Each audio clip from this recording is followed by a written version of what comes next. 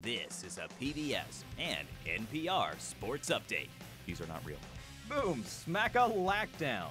More than 264,000 votes were cast in just 5 days. We are astounded. This tournament is made fun by support from voters like you. So from the entire team, thank you to the tens of thousands from across the country who came together and helped spread the word about public media madness. And we still have a few rounds to go before a winner is crowned. Let's take a look at the results from round one. I'm Bob Bercoli from the non-existent PBS sports team, and joining me now from the also fake NPR Sports, Vinandra DiRange. Welcome aboard, Vindy. Thanks, Bob. Some fans complained that only PBS Sports was being represented.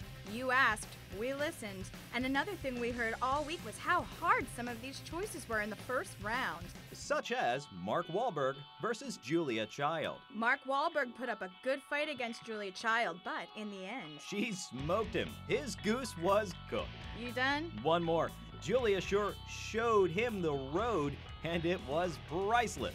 Next up, Terry Gross can breathe a sigh of relief. The host of Fresh Air outlasts the feisty Frank DeFord. She was lighter than air on that one. Can I play a clip?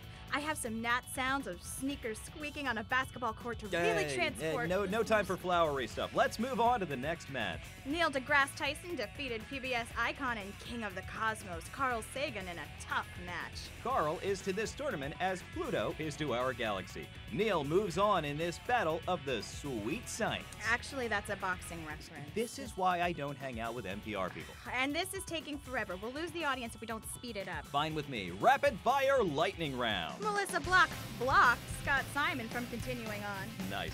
Despite a great fight, Gwen Eiffel was edged out by the Lady Grantham. Ooh, the Countess is dangerous.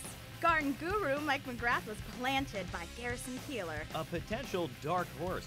Do not underestimate Garrison Keillor.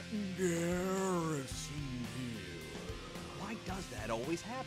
In a very tight match, Bob Ross edged out David Attenborough to move on to round two. It was neck and neck in this closest match of the week, so all those happy little trees have something to be happy about. And Robert Siegel must be smiling because he took down an early favorite, Kai Ryssdal. A wild match, as was this one. Ken Burns took down Lawrence Welk. And a 1 and a 2. The documentarian continues his long, in-depth exploration of our tournament. Not long for public media madness was Linda Holmes. She predicted on Twitter she'd be flattened. And while it wasn't quite a tiny desk massacre, Bob Boiling goes on to fight another day. In the battle of the TS's, Tavis Smiley fell to this old house guru Tom Silva. Let's see if Silva can build on that victory in round two. You nailed that one. And Wait, Don't Tell Me's Peter Sagal took down the mighty Michelle Martin in their round one matchup. They'll cruise into round two. Literally, as he was on a boat when the tournament started. Speaking of bon voyage, we have to wish one to LeVar Burton. The Battle of Childhood Nostalgia Titans was a tough one, causing many voters to just feel horrible. But it made for an exciting first round match, and in the end, Mr. Rogers closed the book on the host of Reading Rainbow. A very tough call, but the kids' show fun continued as Bert and Ernie took on Jim Lair and Robert McNeil in one of our two duo battles. Again, NewsHour gave it a great fight, but those adorable Muppet guys were just too tough. You better believe everyone is doing the pigeon down on Sesame Street tonight. Also happy today, Ira Glass, who took out the tenacious Renee Montagne.